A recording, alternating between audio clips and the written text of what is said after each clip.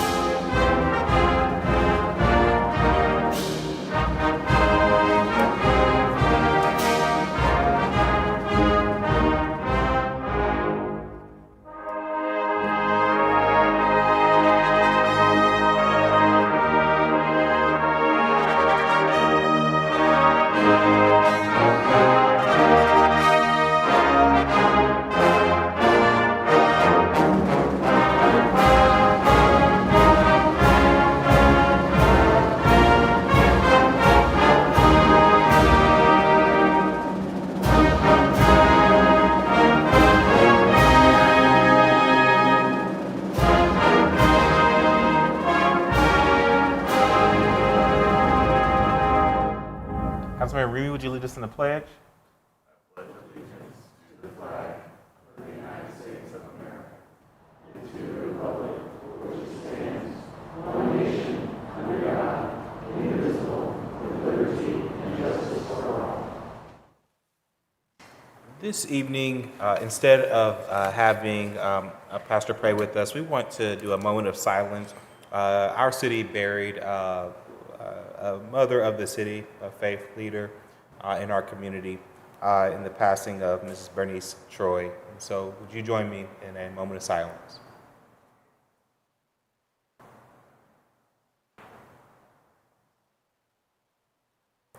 Thank you. Clerk, please call the roll. Brown, Dorans, favor, Remy, Tyson, President Hardin.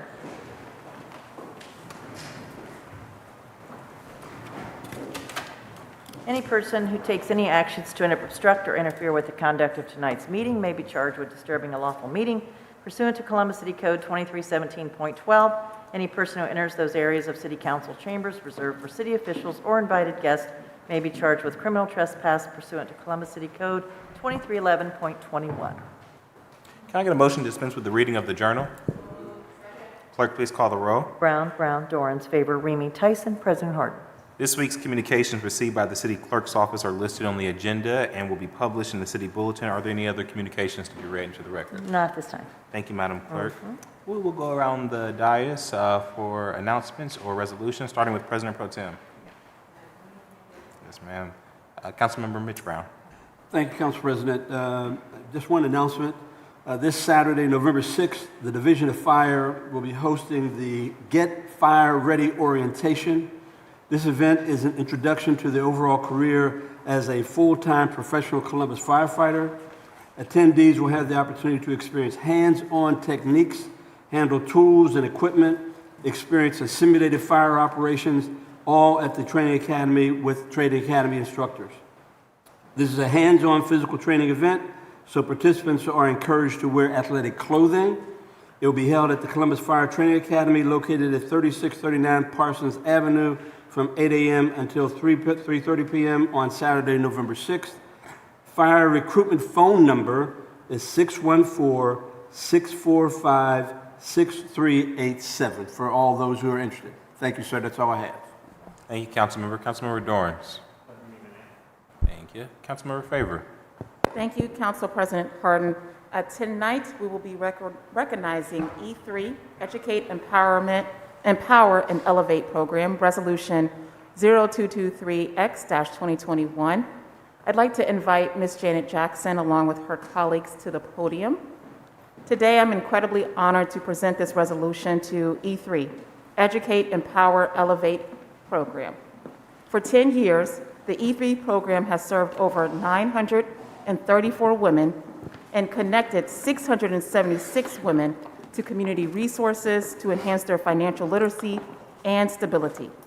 As a member of the Columbus Women's Commission, I understand how critical it is to break down barriers and reduce gender-based inequalities in order to enhance the economic status of all women in our community.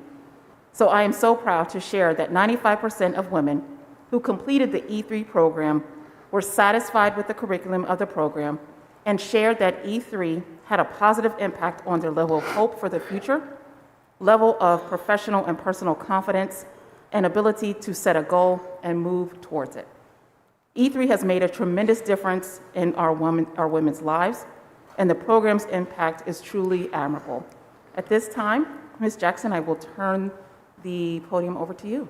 Thank you to President HARDIN, to Councilmember Favor, and the other members of council. It is truly a pleasure to be back in these chambers once again. It's been a long time, but preferred not to be sitting over there. So this is good. Thank you for this incredible recognition. You know, I served for 14 years as the president of your United Way, and it was an incredible opportunity. And when I look back over that time there, this particular program, I think, could be the highlight of my career.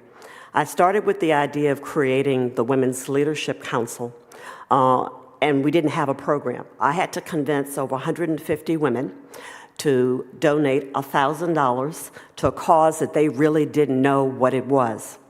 It was those women, those donors, those volunteers that actually spearheaded the work that brought us to E3.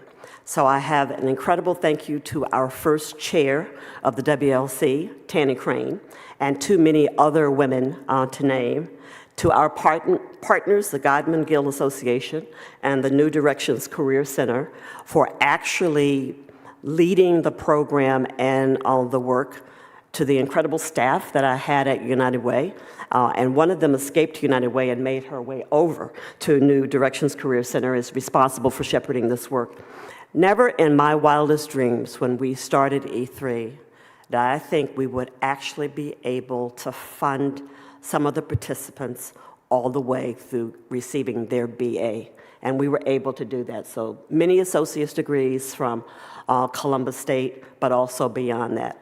As Tanny Crane said to me, because I was not patient, we weren't seeing that many women at a time. I think each cohort only had 15. And she says, Janet, that's okay. Because if this program works, we will change the lives of these women forever. And that's what we did. So again, thank you for the recognition. Thank you so much. I couldn't get that button on. Thank you for your continued advocacy. You've been a long-term public servant in our community, and we cannot thank you enough for the work you continue to do in so-called retirement. I failed at retirement, Councilmember Favor. I've completely failed. Do my colleagues have any comments? Yes, Councilmember Tyson. Thank you, Councilmember Favor. To Janet and to the team that's working with you, I just want to say thank you. We recognize that when you change the life of a woman, and in this community, we certainly know that the women that have been a part of this program are generally women that are single moms that are raising their children. And so when you change the life of a woman to allow her to get work with her to get her education and to be able to get a better job and provide her those resources, it changed the lives of the entire family.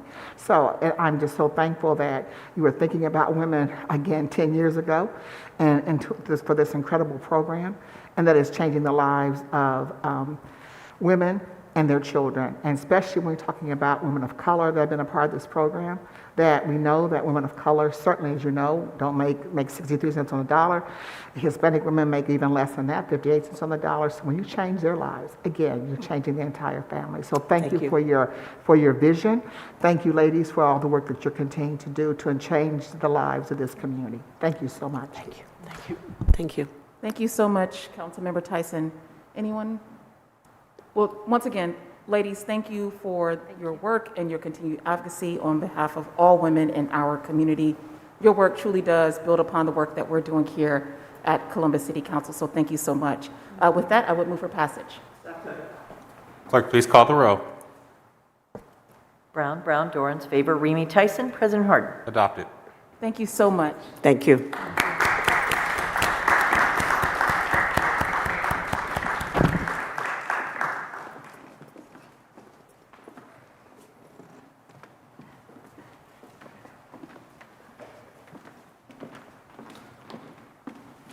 And one brief announcement. The Department of Development is currently undergoing a review of the city's residential CRA policy. The first community meeting will be held this Wednesday, November 3rd at 5:30 p.m. at Feddersen Rec Center located at 3911 Dresden Street. The second community meeting will be held on Wednesday, November 10th at 5:30 p.m. at Barrett Community Center located at 580 East Woodrow Avenue.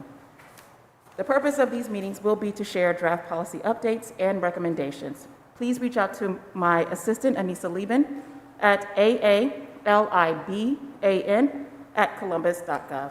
And I believe that is all that I have this evening. Thank you. Thank you, Councilmember. Councilmember Remy. Thank you very much, Council President HARDIN. I have a few announcements this evening. Beginning in February 2021, I began serving on the newly formed National League of Cities Reimagining Public Safety Taskforce. Over the course of several months, I engaged with city leaders from around the nation as we held meetings and listening sessions to dig deep into what cities, experts, and communities were feeling, uplifting, and doing to move toward a more equitable vision of public safety. As a result of the collaborative effort, I and the acting members of the NLC Reimagining Public Safety Task Force have prepared a report with 5 recommendations that city leaders should consider as we reimagine public safety in our communities. To view this report, please visit www.nlc.org. That's nlc.org, and find a path towards safe and equitable cities. I invite you to check that out. The Council Residential Districting Commission has been hard at work preparing the final maps to be announced this next Wednesday, November 10th. These maps will be the ones sent to Columbus City Council for a vote later in December. Some important dates coming up. This Wednesday, November 3rd at 5:30 will be a regular working session in council chambers and streamed live on Facebook and YouTube. Next Tuesday, November 9th at 6 will be the final CRTC working session in council chambers and streamed live on Facebook and YouTube. And as I mentioned earlier, the announcement of the final 3 maps will be on Wednesday, November 10th at 5:30 in council chambers, and it will also be streamed live on Facebook and YouTube. If you haven't had the opportunity to review the current round of draft maps or left public comments yet, please visit www.columbus.gov/districting-commission to learn more and leave your feedback. And then finally, my next community hours meeting will be on Tuesday, November 16th from 3:30 to 5. It will be on WebEx. To RSVP, please email my legislative assistant, Lucy Frank, at ljfrank@columbus.gov. That's ljfrank@columbus.gov. Thank you, Council President. That's all I have this evening. Thank you, Councilmember Remy. Councilmember Tyson. Thank you, President HARDIN. This evening, I only have a few brief announcements, and the first is the 2nd Annual Black Girls SOAR Summit to acknowledge the brilliance and beauty of Black girls while advocating for their mental health. The Black Girls SOAR Virtual Summit provides a safe space and a digital convening of African American girls ages 11 to 22 years of age to learn, reflect, and empower themselves and others among a community of young Black girls. The virtual conference will take place Tuesday, November the 2nd, tomorrow from 10 to 4 p.m. The theme of this year's conference is Spread Your Wings.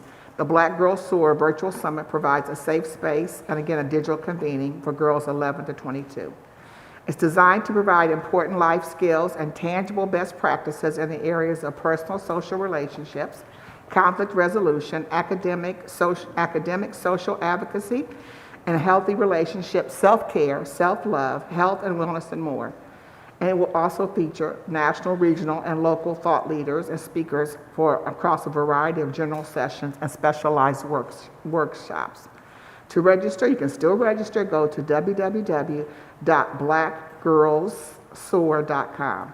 And also, I have one announcement from Columbus Public Health. It's the racial equity, and learning, Talking the Talk. It is racial equity through action and learning, Talking the Talk. It's Friday, November the 5th from 8:30 to 12:30 p.m. And it's a Zoom meeting. The topics will include the importance of using the right language to discuss racial inequity, the key terms of effective talk about racial equity, and the appropriate verbal responses to situations that challenge racial equity. Again, you can go to Columbus Public Health's website to sign up for this Talking the Talk event.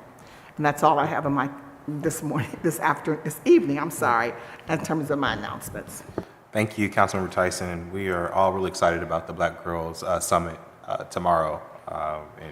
Again, congratulations on all that we're doing to support our young Black girls, and would encourage folks to register this evening.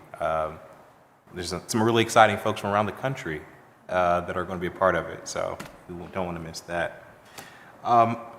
This evening, I have the honor of asking Mr. Todd Wilson to come to the podium, and you can invite your family up if they'd like to come with you. Certainly.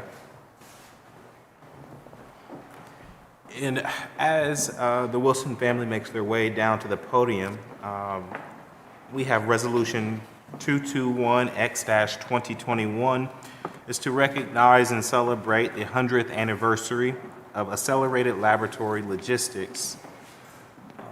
It's of note that Accelerated Laboratory Logistics is an African-American owned and operated family business founded in 1921 in Central Ohio. It was started by Clarence Jacobs, obviously 100 years ago, and the firm is a national leader in the relocation of research laboratories. Mr. Clarence Jacobs successfully operated his business through the challenging times, including the Great Depression and World War II. Today, Accelerated Laboratory Logistics customers list includes the Mayo Clinic, Johns Hopkins University, the CDC, Yale University, the Ohio State University, Cleveland Clinic, NASA, and many other prestigious businesses and institutions across our country. So be it resolved by this council of the City of Columbus that this council does hereby recognize and celebrate the 100th anniversary of Accelerated Laboratory Logistics. Before turning the podium over to Mr. Wilson, so he can introduce his family, but also talk about this amazing feat. It's really hard to have a company that is still strong 100 years after its inception. So it's why we're celebrating. But any of my colleagues have any comments before I? Councilmember Tyson. Thank you, Council President HARDIN. I want to just say congratulations to Todd. I have known Todd now for quite some time. I will tell you that he is certainly a person of integrity. This business is a professionally run business. He's an ethical individual, and just really, he's a great person, and just very proud of him for taking on the reins of this family business and continuing to move it forward. And that the work that they do certainly does make a difference in regards to healthcare. That to be able to look at to move this equipment from all over the country to make sure that individuals are going to be getting the best health care because of the machinery that is moved is something that I greatly appreciate. So congratulations to you and your family for continuing to move this business forward. I mean, 100 years is a long time to be able to have a business. And when you think about the history of people of color in this country, to be able to have this business continue to be thriving is simply amazing. So congratulations to you and your family, and thank you for your leadership. Thank you, Councilmember Tyson. Thank you. Mr. Wilson, the floor is yours. Thank you, President HARDIN, Councilmember Tyson, and the entire council. On behalf of myself and my family, we're very happy to be here today. And I think 100 years is very difficult to do in any kind of company. But I think the one thing, and I know we touched on this briefly in having an opportunity to talk, that companies like mine can make a major difference. If you take a look at what we did, we were a household moving company. And we actually changed our whole dynamic and became what they call a disruptor in an industry, and are now the #1 mover of laboratories in the United States. I really would like you to take a look at our model and see what we're doing. We're in an opportunity zone. We're doing, I believe, good work, great work in taking people with a high school diploma and giving them an opportunity to make $60,000 or $70,000 a year and come in and training, but we need additional support. So that being said, I want to say thank you today, but I also would like to introduce some members of my family. This is my Uncle Jim, who was the 3rd president of the company. This is my cousin Thomasina, and the 2nd president's daughter of the company. This is her son Colomo. This is my son Jacob, and this is my nephew Brett. And we're all members of the family and of the business. And we have our extended family, people that aren't part of our blood family, but have been with us for 20 and 30 years. So on behalf of all of us, I thank you for taking the opportunity today to recognize us and what we're doing. And I ask that you continue to take a look at what we're doing and see how we can make a difference in Columbus. Well, thank you, Mr. This is on behalf. This is to the entire family, then. Yes, it is.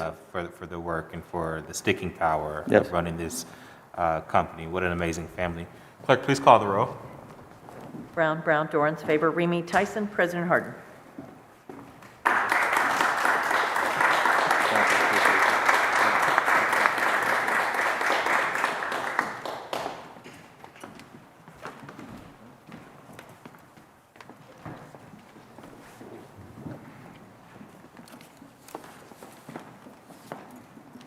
Are there any announcements by our elected officials, city auditor,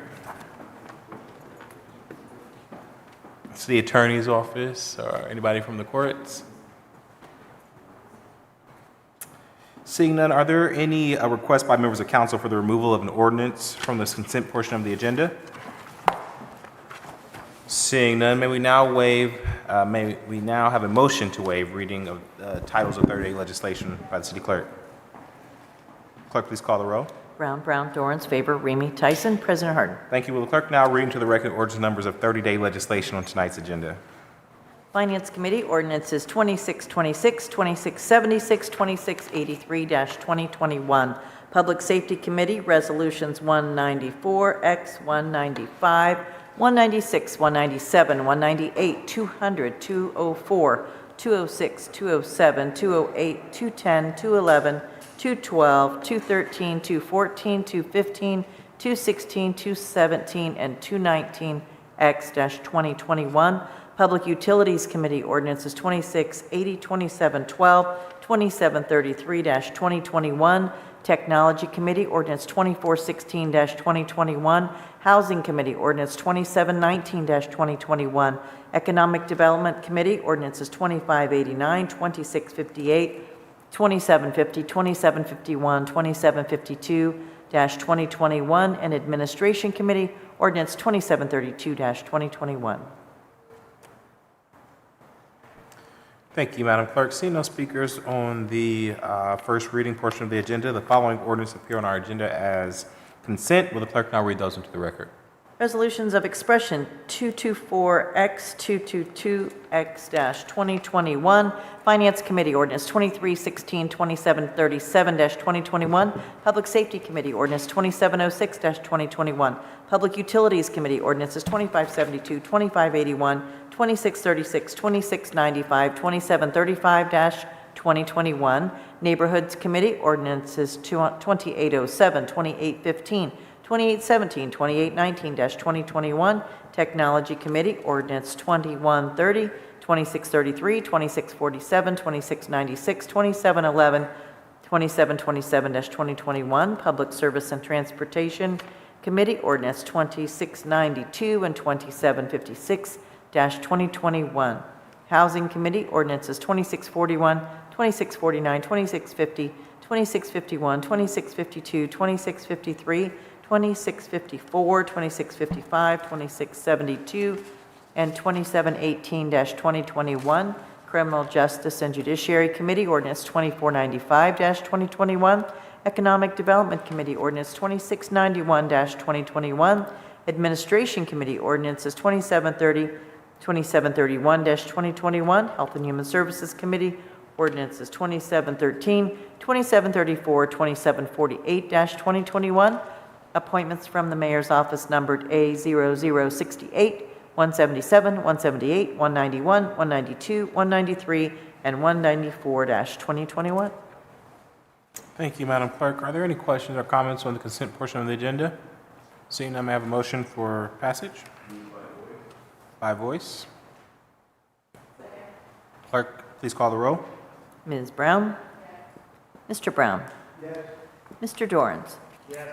Ms. Favor? Mr. Remy? Ms. Tyson? Yes, with the exception of 2718-2021, on which I am abstaining. President Harden. Yes, ordinance are passed with the noted exceptions. We will now proceed with emergency and 30-day legislation. The first committee to come before council is the Finance Committee. That committee is chaired by President Pro Tem. President Pro Tem, the floor is yours. Thank you, President Hardin. The first two items in finance this evening are the 2021 capital improvement budget and the 5-year capital improvements program. In total, the 2021 capital budget is $1.26 billion, which is made up of $766.2 million in new funding and $494.7 million in carryover dollars. These dollars represent physical investments in our neighborhoods: water and sewer projects, repaving streets, installing sidewalks, recreation and parks facilities, and a whole lot more, which have a direct impact on the quality of life of residents. Major investments in this budget include more than $35 million to help keep people in their homes and increase access to safe, affordable housing, more than $30 million supporting public health and safety, including a new 911 call center, an Adam H. treatment facility, $12 million for neighborhood safety facilities, including a new Northside Fire Station and Hilltop Police Substation, more than $63 million to develop and improve parks, playgrounds, recreational facilities, and $4.5 million to plant new trees and support the urban forestry master plan. Additionally, street resurfacing, $125 million for street resurfacing and improvements, and more than $22 million for sidewalk repairs and replacements. That list is partial, although it sounded exhaustive, and I really want to thank my colleagues for elevating their critical priorities for our city throughout this process. That's what brought many of those investments into the budget and brought us here to consider final passage today. Last week, I hosted 2 hearings where city departments presented their capital budgets in detail. We heard testimony from 18 public speakers, many of whom are community leaders representing area commissions and civic associations. I appreciate the work and advocacy of everyone who provided testimony and who engaged with council over the course of many months. That hearing process last week simply built on the process of really the last year. From outreach by the Community Engagement Office and my office to civics and area commissions, to a bus tour organized by President Hardin, to the many conversations and advocacy based on council members' offices working with residents. We received more than 200 submissions from 25 area commissions and civic associations about their priorities, and we will continue to elevate with city departments what we hear from those entities as we work to move into next year's capital and budget. Capital investments are some of the most direct ways that we improve quality of life in our neighborhoods. And that's why our goal has been to really improve that feedback process, because no one is a greater expert on their neighborhood than the people who live there. So while we are moving to pass one capital budget today, we are already looking forward to the one next year and continuing to build on all of our outreach efforts. I want to thank Mayor Ginther and Auditor Kilgore.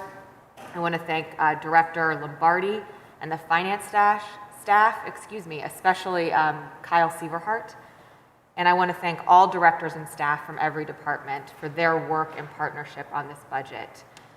Thank you to Matt Erickson and my staff, Kelsey Ellingson and James Carmine, for their hard work, as well as Council's community engagement team. These budgets are really big pieces of legislation every single year, and people put so much hard work in. We do have a speaker signed up that I want to call, but before that, are there any questions or comments on the budget from colleagues? President Hardin.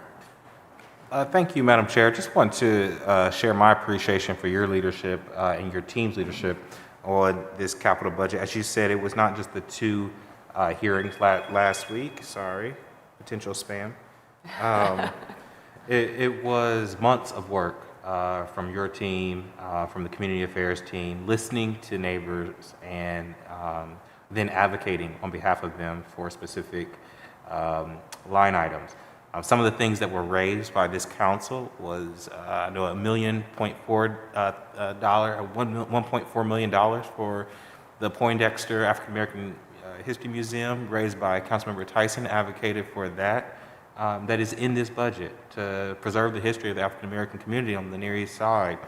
$250,000 advocated for and will be in this budget for Southfield for home repair programs. Another $1 million to start implementing the Vision Zero work that Councilmember Favor chairs. These were actual things that we heard from residents and heard from partners that this council partnered with the mayor and advocated for. And so I just appreciate, again, your leadership, the team's effort. And then, you know, as the old saying is, that budget is just a representation of our values. And I think that these are good values to move our city forward. So thank you for your leadership. Thank you so much, Council President. And I will just note that all of that advocacy done by council members, we are on a slightly asynchronous timing for our capital budget. We typically do it in the spring. So this council is also looking forward, as Chair of Finance, I'm looking forward to moving us. We were thrown off by COVID, and I'm looking forward to helping the administration move us back onto a spring schedule for our capital budget. So for all those watching out there who are wondering when to contact us about the capital budget, anytime, please do so. And we hope to have additional capital priorities in the spring and get back to that annual spring calendar for capital budget passage. Okay, so with that, and before we move to move for passage and amendment, I would like to call up Monica Sarasuela and Jonathan Thomas, representing the Adam H. Board of Franklin County. Thank you for signing up to speak, Ms. Sarasuela. And you have 3 minutes, and an annoying buzzer does go off at the end of it. So. Or it's less annoying now. It's a pleasant ding. All right. Well, good evening, Council President HARDIN, President Pro Tem Brown, and members of Columbus City Council. My name is Monica Sarasuela. I'm here on behalf of the Adam H. Board of Franklin County, the Alcohol, Drug, and Mental Health Board. And on behalf of the Adam H. Board, our trustees, and our CEO, Erica Clark-Jones, we'd like to express our appreciation to the City of Columbus and Columbus City Council for the $3.5 million contribution to the Franklin County Mental Health and Addiction Crisis Center that is contained within the 2021-2026 Capital Improvements Program budget. This is the second installation of an overall $10 million commitment from the City of Columbus for this project. So in any given year, we know that more than 20% of Franklin County's residents will experience a mental illness. And as we all know, the mental health and addiction service needs of our community have only been amplified by the COVID-19 pandemic. Adam H. is committed to addressing the continuum of crisis care in our community, and the cornerstone of this continuum is the development of this new crisis center that will be the central and preferred destination in Franklin County for adults with mental health and addiction crisis needs. The Crisis Center, which is set to break ground in 2022, will offer a no wrong door philosophy to ensure anyone who arrives receives services. This new resource is intended to benefit everyone from individuals in crisis and their families, as well as to help the overcrowded hospitals and first responders currently stretched to their limits. I'd like to turn the floor over to my colleague, Jonathan Thomas, to highlight some of the key milestones that have been completed of the project thus far. Thank you, Monica, and good evening, council members. Jonathan Thomas, I serve as the Vice President of Planning and Evaluation at Adam H. As Monica mentioned, we are excited to break ground next year for the Crisis Center, which will be located in the West Edge area of downtown on Harmon Avenue, just east of Souder Avenue and north of Buchanan Drive. Our commitment is for this Crisis Center to be open to the community in 2024. Some of our recent accomplishments have been selecting an owner's representative, an operator, a design team, and a construction manager at risk. We also have convened a community advisory council with individuals with lived experiences and representatives from community stakeholders to continue to provide Adam H. feedback throughout this process. And our team has begun outreach activities, including area commissions and neighborhood organizations, because we understand it's critical to get community support for this project before groundbreaking occurs. Again, we greatly appreciate the City of Columbus's $10 million overall commitment, as well as the $3.5 million investment included in the 5-year capital improvements program. We are happy to answer any questions if you have those. Thank you so much for coming to provide testimony and for your work with Adam H. on behalf of the community. Are there any questions or comments from colleagues? Yep, Council President Hardin. Thank you, Madam Chair. Just thank you for being here and raising, I think, one of the most important priorities that we have in this capital budget as we, as a council in a city, leaned into reimagining public safety and making sure that our residents have the appropriate response to the appropriate crisis that they may have at hand. That cannot happen without the crisis center. And so Adam H. stepping up, your leadership, and Ms. Erica Clark-Jones, we are very grateful and are excited. We're excited to support the resources to support this center. So thank you. Thank you very much. A critically important project at a really important time. All right, well, thank you. We appreciate your partnership, and I will now read the titles and move for passage. I will also move to amend. We are amending the CIB and CIP both to remove funding for the demolition of a building on the Health Department campus, and engagement with community leaders and partners will continue before further consideration. So Resolution 183X-2021 to accept the Capital Improvements Program 2021 through 2026 as described herein as the primary guide for future capital improvements budget ordinances and to declare an emergency. I first move to amend as submitted to the clerk by voice. Second. Oh, I need to take it from the table first by voice, actually. Sorry, Councilmember. By voice. Second. Clerk, please call the row. Ms. Brown? Yes. Mr. Brown? Yes. Mr. Dorrance? Yes. Ms. Favor? Yes. Mr. Remy? Yes. Ms. Tyson? Abstain. President Hardin? Yes, removed. I move to amend as submitted to the clerk by voice. Second. Clerk, please call the row. Ms. Brown? Yes. Mr. Brown? Yes. Mr. Dorrance? Yes. Ms. Favor? Yes. Mr. Remy? Yes. Ms. Tyson? Abstain. President Hardin? Yes. Amended. And I move for passage by voice. Second. Clerk, please call the row. Ms. Brown? Yes. Mr. Brown? Yes. Mr. Dorrance? Yes. Ms. Favor? Yes. Mr. Remy? Yes. Ms. Tyson? Abstain. President Hardin? Yes. Passed. Next, Ordinance 2707-2021 to adopt a capital improvements budget for the 12 months ending December 31st, 2021, or until such a time as a new capital improvements budget is adopted, establishing a project budget for capital improvements requiring legislative authorization in 2021, and to repeal Ordinance number 2521-2020 as amended and to declare an emergency. I first move to remove from the table by voice. Second. Clerk, please call the row by voice. Ms. Brown? Yes. Mr. Brown? Yes. Mr. Dorrance? Yes. Ms. Favor? Mr. Remy? Ms. Tyson? Abstain. President Hardin? Yes. Removed from the table. I next move to amend as submitted to the clerk. Second. Clerk, please call the row by voice. Ms. Brown? Yes. Mr. Brown? Yes. Mr. Dorrance? Yes. Ms. Favor? Yes. Mr. Remy? Ms. Tyson? Abstain. President Hardin? Yes. Amended. And I move for passage by voice. Second. Clerk, please call the row by voice. Ms. Brown? Yes. Mr. Brown? Yes. Mr. Dorrance? Yes. Ms. Favor? Yes. Mr. Remy? Ms. Tyson? Abstain. President Hardin? Yes. Passed.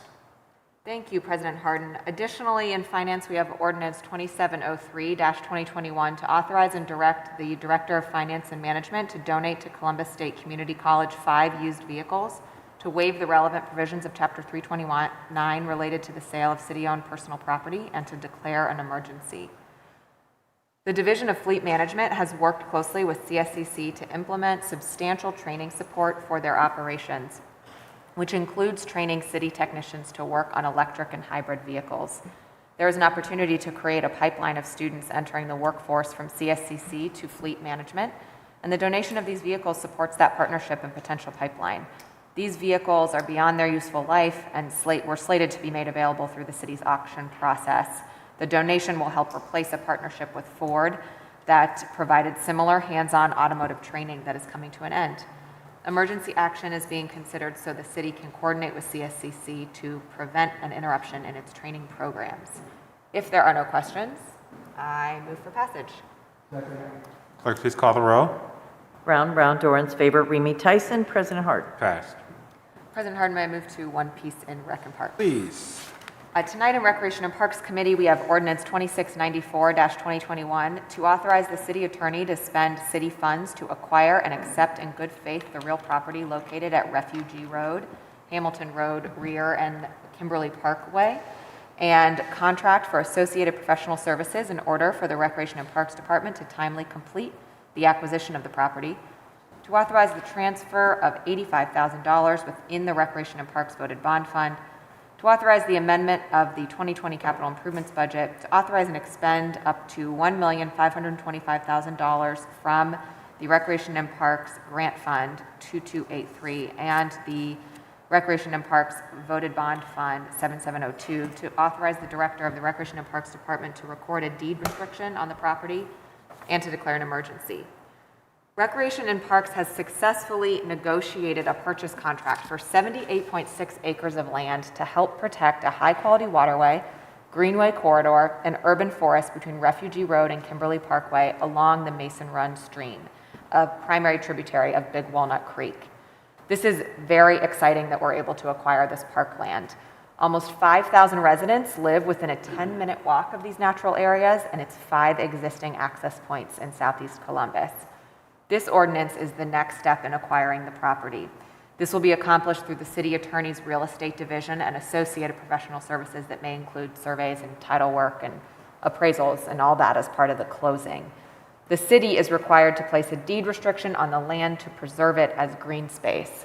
This falls within the Mid-East Area Commission boundaries, and the residents in this part of the city are excited to see the city taking this step, improving access to green space and parkland in a part of the city that needs more established green space and parkland. Emergency action is being considered so the acquisition and preservation of green space can move forward without delay. If there are no questions, I move for passage. Second. Clerk, please call the row. Brown, Dorans, favor, Remy Tyson, President Harden. Passed. Thank you, Council President. That's all I have in my committees. Thank you, Madam Chair. The next committee to come before council is the Public Safety Committee, chaired by Councilmember Mitch Brown. Councilmember, the floor is yours. Thank you, Council President. This evening, I have ordinance 2868, 2021, to authorize the appropriation of $81,250 in the Reimagining Safety Subfund to the Department of Public Safety on behalf of the Columbus Division of Police for the purchase of automated external defibrillators and associated equipment, to authorize the transfer and appropriation of funds, to authorize the expenditure of $81,250 within the general fund, and to declare an emergency. Also this evening, I have with us Director Stone from the Department of Public Safety to speak to some issues with regard to the benefits of police officers having access to AEDs. Director Stone? Council President Harden, Pro Tem Brown, Chair Brown, and council members, the Columbus Division of Police proactively engages in life-saving work with CPR, AEDs, and other resources like Narcan. Per the Columbus Division of Fire records, from November 1st, 2019 through October 31st of 2021, Columbus police officers have provided CPR and/or AED on 119 sudden cardiac arrest patients prior to the Columbus Division of Fire Emergency Medical Services arriving on scene. The Department of Public Safety thanks City Council for supporting this ordinance to save lives. Thank you. Are there any questions from my colleagues? Seeing none, I move for passage. Second. Clerk, please call the row. Brown, Dorans, favor, Remy Tyson, President Harden. Passed. Thank you, Council President. That's all I have this evening, sir. Thank you, Mr. Chair. The next committee to come before council is the Public Service Committee, chaired by Councilmember Favor. Councilmember, the floor is yours.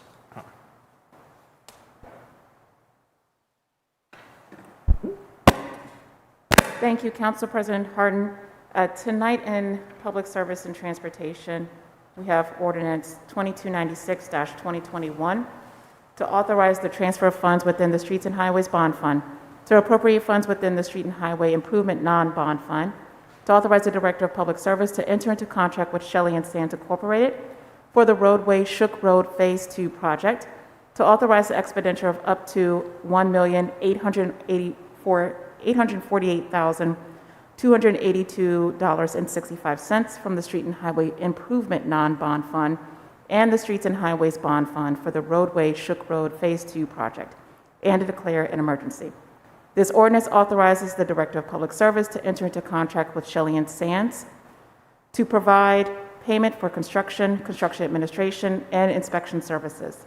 This project includes the widening of Shook Road north of State Route 317 to provide a southbound right turn lane, and widen State Route 317 to provide both a westbound and eastbound left turn lane at the Shook Road intersection.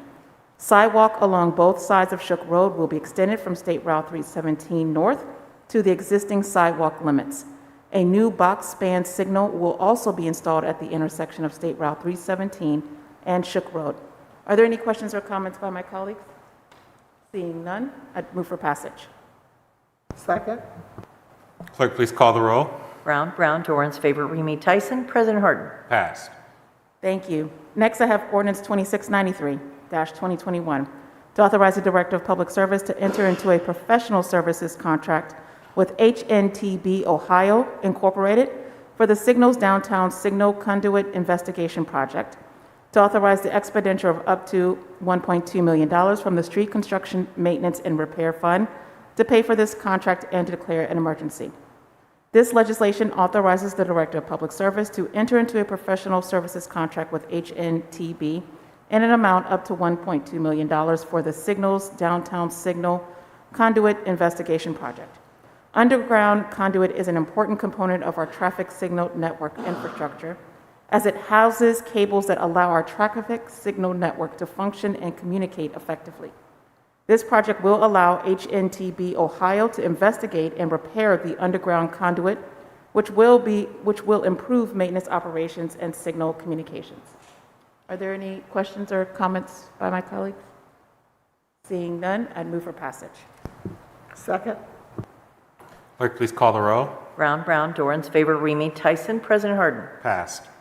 Thank you. May I move on to criminal justice and judiciary? Please.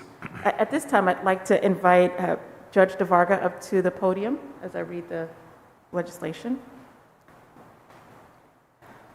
Tonight, we have ordinance 2814-2021 to authorize the appropriation within the Reimagining Safety Subfund for the purpose of supporting the workforce development portion of the Unleashing Potential, or UP, program, to authorize the transfer between the Reimagined Safety Subfund and the General Fund, to authorize an appropriation within the General Fund, to authorize the administrative and presiding judge to enter into contract with the Workforce Development Board of Central Ohio and to declare an emergency.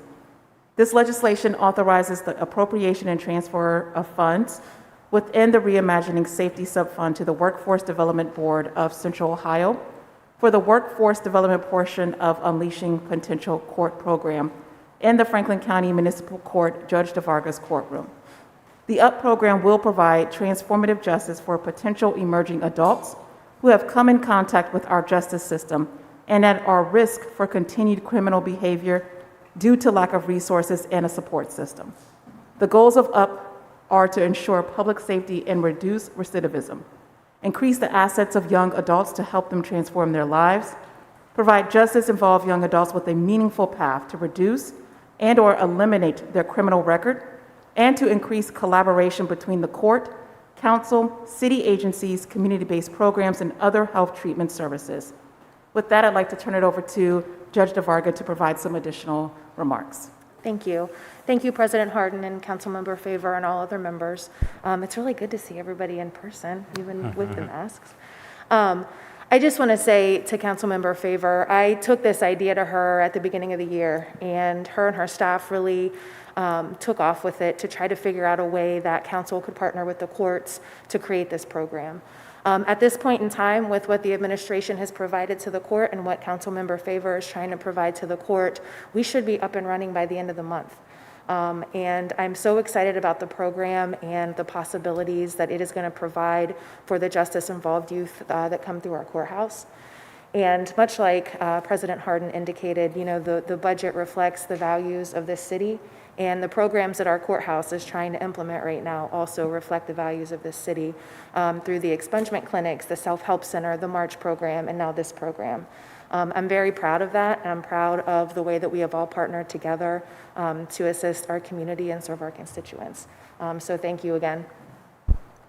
And I'm just so incredibly excited for what this program is going to do. We can't overstate how important it is for us to create programs that address and provide assistance for some of our most vulnerable residents who have made decisions that maybe they would not have made if they were presented with some different circumstances. So this is really all about second chances for our young folks, and that's why I'm truly excited about this program. Are there any questions or comments by my colleagues? It's good work. This is great. Awesome. The court is really doing some really interesting, exciting work over there. We just did an unveiling of a new initiative led by several judges over at municipal court that are really targeting folks and providing a new focus to address some of those things that we see that are really, when you talk about what equity looks like and how folks are often disenfranchised and not fully equipped with the resources that they need, they tend to make some bad choices. And so I truly appreciate looking at folks, not by numbers, but by the person and seeing what that person needs in order to address whatever crisis they might be at that time. It's really innovative, and I am definitely appreciative of that. So thank you, Judge, for your work. Thank you. Thank With you. that, I move for passage. Clerk, please call the row. Brown, Dorans, favor, Remy, Tyson, President Hardin. Passed. Thank you. Thank you. Thank you. That's all I have this evening. Thank you, Madam Chair. The next committee to come before council is the Health and Human Services Committee. That committee is chaired by Councilmember Tyson. Councilmember, the floor is yours. Thank you. The first ordinance I have is Ordinance 2671. It's to authorize the Office of Celebrate One to accept and appropriate $136,668.75 from the Ohio Department of Health Grant Fund and to declare an emergency. I'm going to have Director Maureen Stapleton to share how these dollars will be utilized in our community. Director Stapleton. Thank you very much, Councilmember Tyson, and thank you to the council for allowing me to talk a little bit about our Ohio Equity Institute grant. This ordinance is to accept and appropriate an additional $136,686.75 in grant funds for the Ohio Equity Institute 2.0 project funded by the Department of Health in the state of Ohio. This funding is in addition to $546,747 accepted and appropriated under Ordinance 2154-2020 in October of 2020. The purpose of this project is to develop and implement locally designed policy and program interventions to address the drivers of racial inequities impacting poor birth outcomes and infant mortality. These interventions are shaped by engagement with the community most impacted by the disparities and the use of local data. The grant provides support for a team of community health workers known as our neighborhood navigators. As part of Celebrate One's Connector Core, this team creates lasting connections to services and resources such as prenatal care, food, items for babies, and housing. Throughout the last year and during the pandemic, the team's creativity and ingenuity have enabled them to find new and different ways to reach and support moms who are considered at risk for poor birth outcomes. As of September 30th, I am very proud to say that this team has enrolled 1,526 pregnant moms into the program, exceeding the project's goals by 3 months prior to the conclusion of the grant period. The funding will allow the Celebrate One team to successfully close out the grant period, which also serves as a bridge to the next grant cycle, which is expected to start in January of 2022 and will allow the team to deepen its work in health equity and address the priorities of Celebrate One's new strategic plan. I'm happy to answer any questions that anyone has at this time, and thank you for the opportunity to share the good news about my team.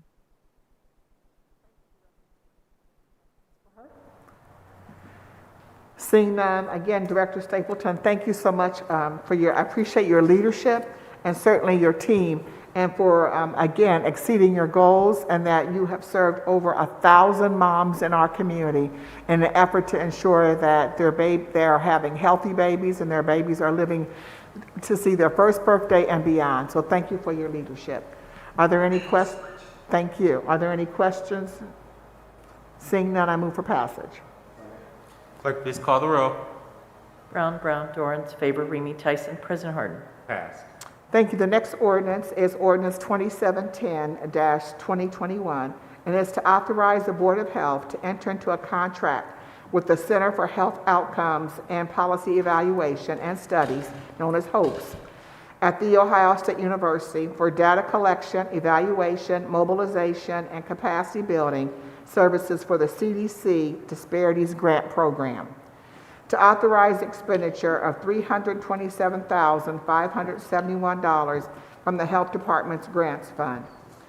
Columbus Public Health will build community capacity that includes traditional organizations like public health, healthcare, and non-traditional partners, community health workers, churches, transportation providers, and social workers to reach disproportionately affected populations with effective, culturally and linguistically tailored programs and practices for testing, contact tracing, isolating, vaccination, and healthcare strategies for residents in Columbus and Franklin County. This contract will focus on data collection, evaluation, mobilization, and capacity building of Columbus Public Health staff and grant partners in regards to their outreach and engagement in addressing COVID-19 disparities of underserved communities in Columbus and Franklin County. Columbus Public Health will collaborate with key partners to connect residents to other services and resources to address the social determinants of health. Columbus Public Health will also identify and address any gaps in current collaborations. And if there are there any questions or comments from my colleagues regarding this work? Seeing none, I move for passage. Clerk, please call the row. Brown, Dorans, favor, Remy, Tyson, President Harden. Passed. All right, that concludes my committee this evening. Thank you, Madam Chair. Seeing no further business to come before council, is there a motion to adjourn? Second. Clerk, please call the row. Brown, Dorans, favor, Remy, Tyson, President Harden. Meeting is adjourned. We have, we'll be reconvening.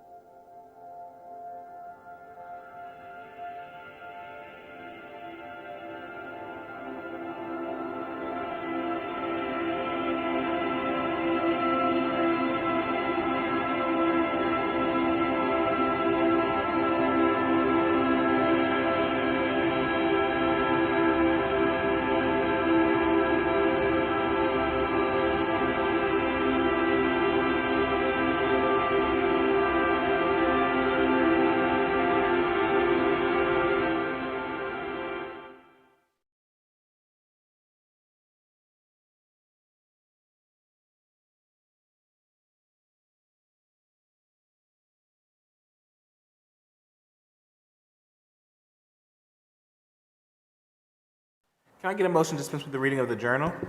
Second. Clerk, please call the row. Brown, Dorans, favor, Remy, Tyson, President Harden. We will now go to the zoning committee. Councilmember Tyson chairs that committee. All members serve on it. Councilmember, the floor is yours. Thank you. Before beginning the zoning agenda, I'll briefly explain the rules of council as pertaining to speaking before council on zonings and variances. We permit 3 speakers on each side, three proponents and 3 opponents. We ask that they limit their remarks to 3 minutes on each side, and we provide an opportunity for rebuttal from the applicant. On the advice of the city attorney's office, anyone who wishes to speak either for or against a council variance, including staff, must be sworn in prior to giving testimony. We do so prior to the beginning and the reading of each variance on the agenda. So the first item on the agenda is 2619-2021 to rezone 3884 Morse Road, being 1.34 acres located on the north side of Morse Road, 1,315 feet west of Stelzer Road from the LC4 Limited Commercial District to CPD Commercial Plan Development District. The applicant is Gilkin Golden Development LLC, care of Allison Perdon. The proposed use is a car wash facility. The City Department's recommendation is approval, and the Northland Community Council's recommendation was disapproval 12-1.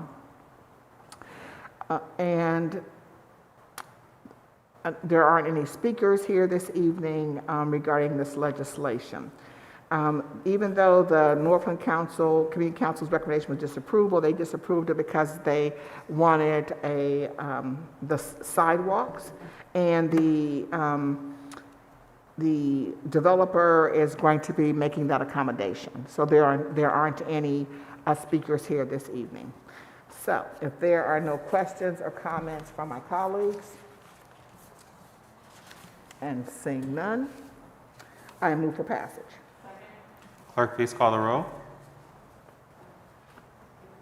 Moving for passage on 2619. This is just a rezoning. That's at the variance. Brown, Dorans, favor, Remy, Tyson, President Harden. Thank you. The next ordinance is a variance, and it's variance number 1405-2021. Anyone here this evening who wishes to speak either for or against this council variance, including staff, please stand and raise your right hand. And I think, Mr. Hartman, you're not able to stand, but you can please raise your right hand and be sworn in. I wish to tell the truth and nothing but the truth. Please answer, I will. Thank you. So this is ordinance 1405-2021 to grant a variance from the provisions of sections 3332.289 prohibited uses and activities, and 3332.21D2 building lines of the Columbus City Codes for property located at 3351 Carl Road to permit shipping containers for accessory storage with reduced building line in the R3 residential district. The applicant is Gary Hartman. The proposed use is shipping containers for accessory storage. The City Department's recommendation is disapproval, and the North Linden Area Commission's recommendation is also disapproval. I will first ask for a staff presentation. Good evening. The lot is developed with a single-unit dwelling and a detached garage in the R3 residential district. There are 2 existing shipping containers adjacent to the garage for which a zoning code violation was issued in September 2020. The applicant proposes to legitimize existing conditions for the containers to be used for accessory storage. A council variance is necessary to allow the use of salvage shipping containers for storage on a residential lot. A variance to reduce the building line along Urena Avenue from 10 feet to 7 feet for the shipping containers and to 0 feet for the existing dwelling is included in the request. The site is located within the planning boundaries of the North Linden Neighborhood Plan Amendment, which recommends low to medium density residential land uses at this location. Staff does not support this request, noting that the use of shipping containers on a residential lot as accessory structures for the storage of personal property is not consistent with the residential character of the neighborhood. There is currently a working draft of an update to the zoning code that will explicitly prohibit the use of shipping containers as accessory structures on residential lots as they are industrial in nature and incompatible with neighboring residential properties.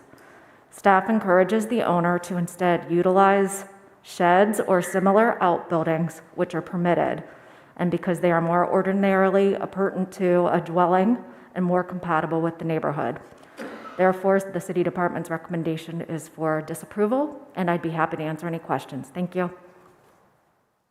Thank you, Ms. Pine. Are there any questions for Ms. Pine? Seeing none, I accept the entire report into evidence as an exhibit. And so I will now ask for a presentation or statement from the applicant or representative of the applicant. And the applicant is in council chambers, and it is Mr. Hartman. Gary Hartman.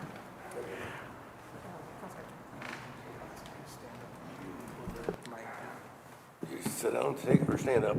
No, you don't have to stand up. You can certainly. Just do like that? Okay, this is Gary Hartman here. And I got those containers because of the crime rate.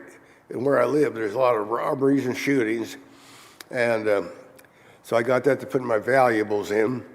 And I got them as an investment. And then I got slabs. They're both on concrete slabs. And now, if I can keep them, I'd like to have them painted in my garage right along with it so they can put a high state emblems and stuff on them. But I got it as an investment for my property. And to keep them would be nice. I know a lot of people don't even think about that, but these are really nice and strong. You don't have to worry about somebody pulling the garage door off the hinges. You have to have a lock and key to get into these things. They're very safe. And I know people don't like them, but they're brand new and clean. There's nothing trashy about them. And I saw the pictures. It didn't look good. But they are brand new from the factory. It came from California, where they make them. And now they're coming back.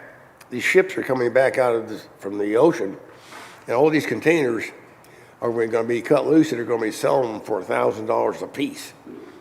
Yeah, these are a good investment, but I just think this would be good to have these in the property. That way I got everything safe. And that's the way I look at it, is I'm not trying to do something wrong. I'm just trying to make it better for me and safer for my valuables. But that's all I have to say, really. I just want to have it nice, make everything nice and solid, because I can't afford to go moving. Sorry, go ahead.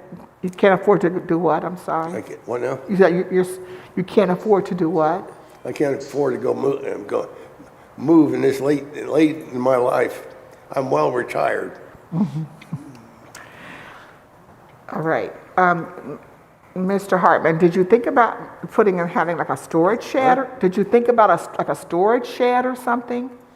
You mean to put your valuables in? You mean you're talking about a storage unit? I mean, like Tamarack and stuff like that? Or at a facility where you can store things? I got one bay over there.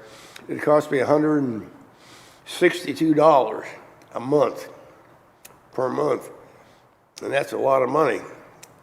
And for one, it's holding 2 bikes. And that's about the going rate on that. It's going up every year now. $162 is quite a bit. And they don't have electricity out there. And so I take my bikes or cars, and you have a battery tender. You put on there, keep the battery up all the time. And these storage units don't have that.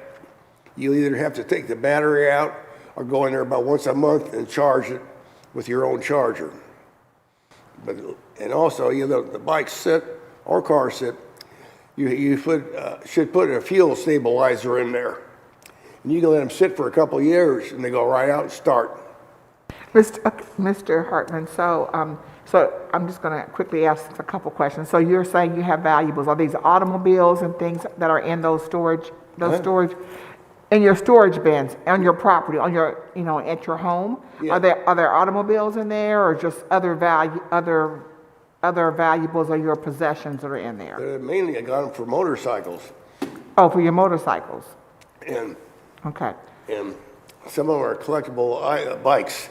Okay. And I want to try to keep them in good shape and not have somebody break in or try to steal them. Okay. And that's happening right around there.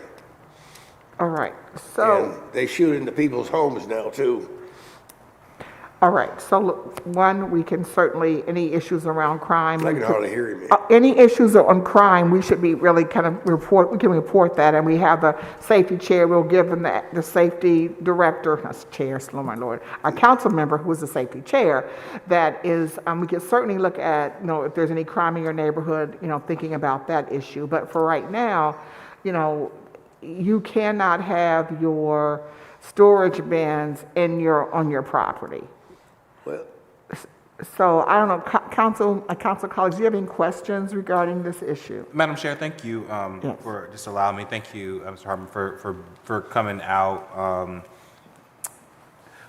Ms. Pine, you stated that the recommendation would be to get a storage shed that would be compatible. Are there specifications that would articulate the difference between a shipping container versus a storage shed? Like what is that? Is that a size thing? Is it a height thing? Is it is there something on the books that would have somebody? I'm sorry. Mr. Hartman, Yes, he's sorry. talking to the staff right now. Okay. Wait a second. Ms. Pine? Yes, Council President Hardin, members of council. In the zoning code, currently, the residential districts has a section on residential character.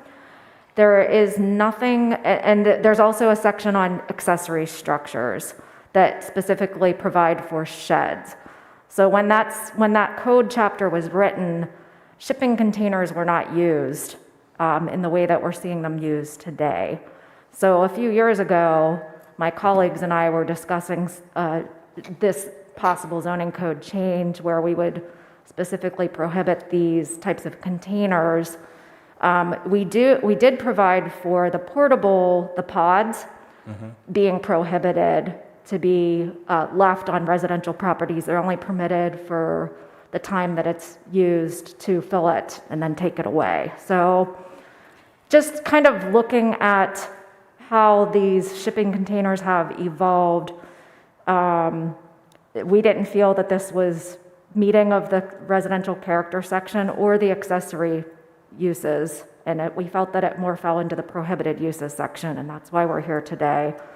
But if Mr. Hartman did want to build a second garage for security or like some type of storage residential shed building, he may need a variance from the Board of Zoning Adjustment to accommodate that, but it very well likely would be supported.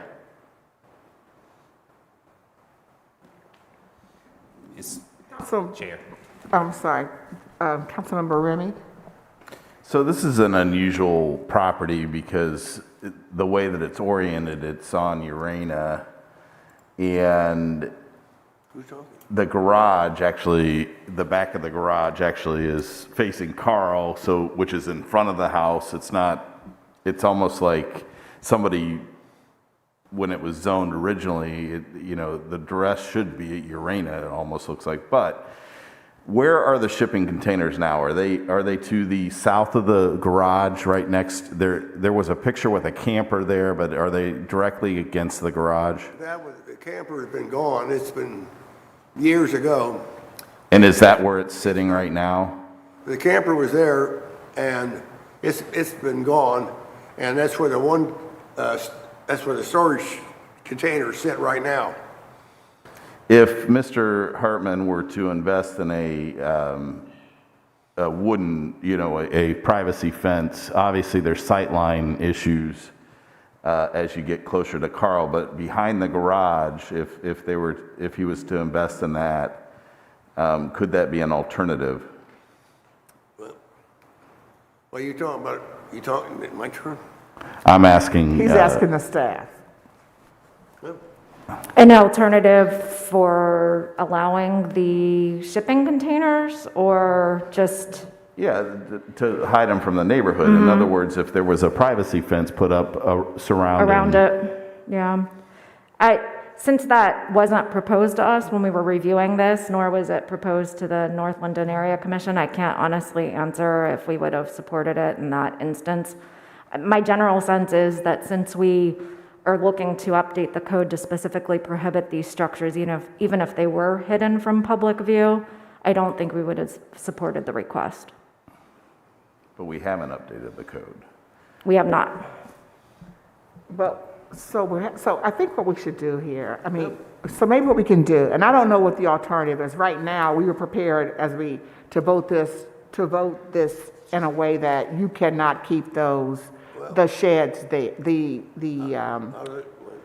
hardly, some of the acoustics in here are kind of hard. Okay, I'm sorry. So, as you know that the city staff, based upon what we now have, even though it doesn't say the shipping containers, the city staff, this is already was a no vote because it is an accessory storage.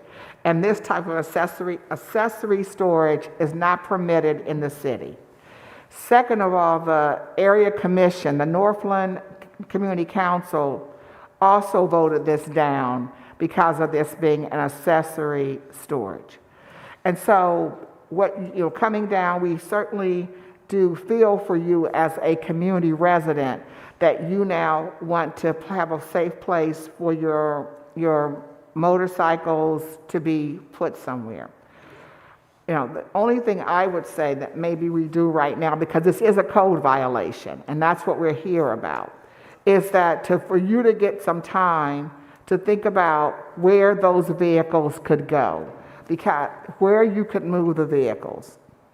Is there any way I could have a tall privacy fence put around there where nobody can see it from the street? Mr. Hartman, that was a question that Councilmember Remy asked to the staff. And again, it's really about the accessory storage, that we would not let shipping containers be on private property. So what we could do, to give some time to figure out, because I know you're going to start getting fined, so that's a part of what we're dealing with here, is to figure out, can you think of somewhere that these motorcycles could go out and have this removed from your property? Well, the Tamarack was a place I had them, but since I've had these other vehicles over there, 2 people have been killed out there in the parking lot. But okay. So I just need you to start thinking, what I will do is I can just hold this until we come back on November the 15th. So what I'm going to ask you to do is to begin to think about where those vehicles could go during that period. Yeah. Would I be able to get rid of one and keep the other? No, you can't have both.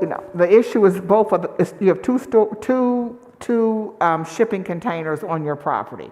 I need you to start thinking about where you could move those items.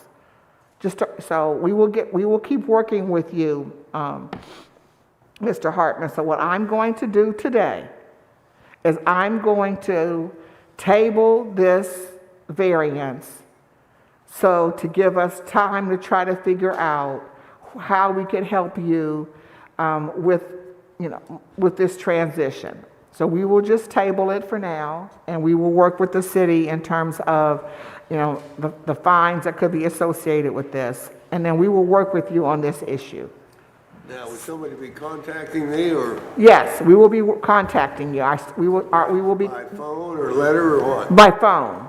That's the way we talk to you today. Yeah. Yes, we will talk to you by phone.